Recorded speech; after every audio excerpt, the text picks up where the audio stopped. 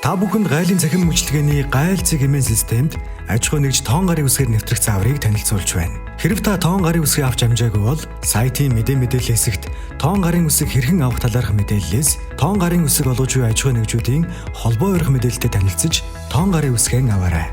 Та тоон гарын үсгээр нэвтрэхдээ e-токен төхөөрөмжөө компьютертой холбосноор нэвтрэх үйл явц эхэлнэ.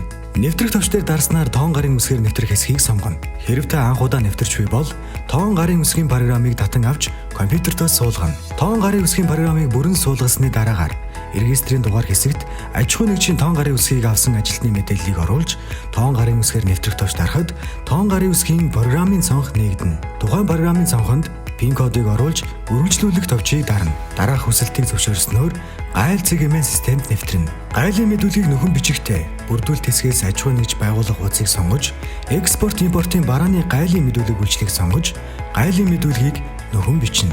Та бүхэнд гайлын цахим үйлчилгээний гайл цэг хэмээн системд аж ахуй нэгж тоон гарын үсгээр нэвтрэх зааврыг танилцууллаа. Замын үүдэх гайлын газар, гайлын үйлчилгээний цахим портал гайл цэг хэмээн.